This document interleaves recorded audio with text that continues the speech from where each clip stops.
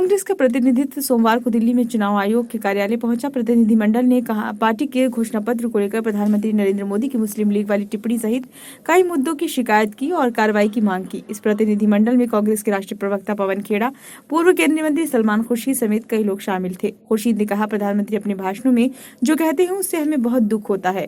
उन्होंने हमारे घोषणा पत्र के बारे में जो कहा है वह झूठ का पुलिंदा है। हमें इससे बहुत दुख हुआ है। आप किसी अन्य दल के घोषणा पत्र पर असहमति रख सकते हैं, आप इस पर बहस कर सकते हैं, आप उसका विश्लेषण कर सकते हैं, लेकिन एक राष्ट्रीय स्तर की पार्टी जो राष्ट्रीय आंदोलन में शामिल रही है उसके घोषणा पत्र के बारे में ऐसा कहना झूठ का पुलिंदा है, जबकि एक बहुत अच्छा घोषणा पत्र लिखा गया है। पूर्व केंद्रीय मंत्री ने यह भी कहा कि हम इस मामले में बेहद दुखी हैं और हम समझते हैं कि प्रधानमंत्री को ऐसी बात कहने का कोई अधिकार नहीं है। हमने इस मामले को चुनाव आयोग के सामने रखा और उनसे विशेष आग्रह किया है कि वे इस गंभीरता से लें और इस पर कार्रवाई करें। वहीं कांग्रेस नेता पवन खेड़ा ने कहा, हमने कई मुद्दे उठाए। प्रधानमंत्री ने जिस तरह से हमारे घोषणा पत्र को मुस्लिम लीग का दर्जा दिया, हमने उस पर कड़ी आपत्ति दर्ज कराई है। विश्वविद्यालयों में प्रधानमंत्री के जो होर्डिंग्स लगे हैं उस पर भी हमने अपनी बात रखी है। भाजपा के त्रिवेंद्रम के उम्मीदवार राजीव चंद्रशेखर के हलफनामे के विषय में भी हमने अपनी बात रखी है।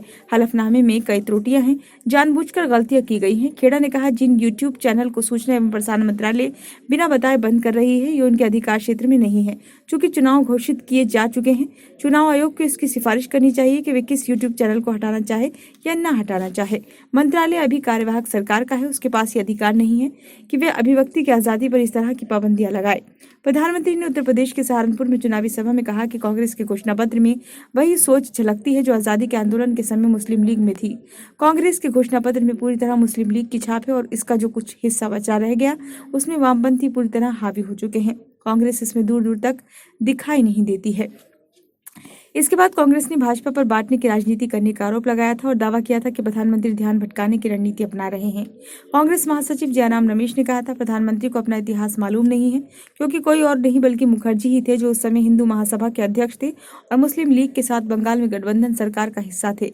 उन्होंने कहा कि हिंदू महासभा सिंध और उत्तर पश्चिम सीमांत प्रांत में मुस्लिम लीग के साथ गठबंधन में भी रमेश ने कहा, कांग्रेस बांटने की राजनीति में भरोसा नहीं करती है। ब्यूरो रिपोर्ट, नई दिल्ली।